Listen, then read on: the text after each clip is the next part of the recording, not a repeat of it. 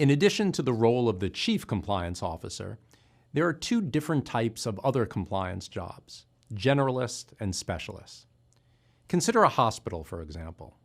Like any business, the hospital must comply with things like the tax code, anti-discrimination laws, the FLSA, OSHA, and much, much more. Because it operates in the healthcare space, the hospital must also comply with proper billing procedures, environmental health and safety conditions, HIPAA privacy and security regulations, research requirements, and again, much, much more. To ensure compliance in these complex areas, the hospital turns to compliance specialists with specific expertise in each subject area. For instance, the Human Resource Office oversees compliance with FLSA and other employment-related laws. The Office of Clinical Research, Medical Billing Office, and Tax Office handle their respective areas of compliance, and so on. With these experts ensuring compliance in their specific areas, the hospital remains in compliance with crucial state, federal, and industry regulations. Even though this specialist approach is very effective, the hospital's compliance regime can't stop there.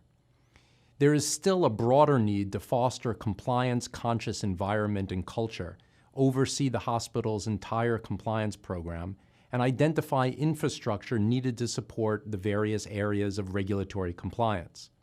Institutional compliance officers are needed to satisfy that function. Often operating through a more centralized compliance office, institutional compliance officers, or I'll call them generalists, work to create a proper culture and foundation for a compliant organization.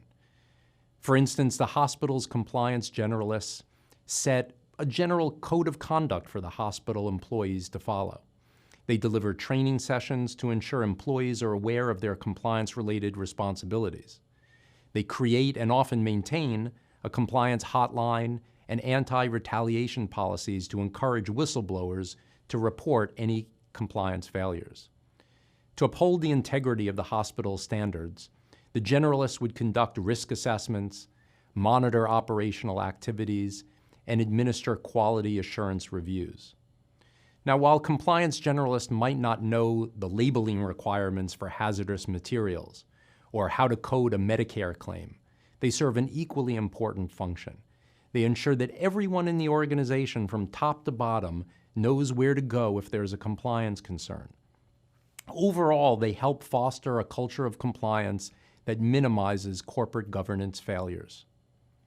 Compliance generalists and specialists together are both key to helping large organizations and small organizations manage compliance.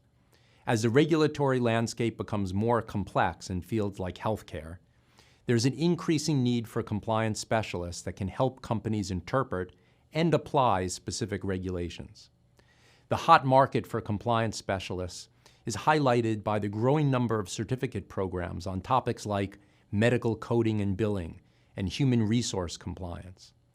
Companies that successfully combine compliance specialists with compliance generalists who can tie compliance programs together are likely to avoid embarrassing and costly compliance failures.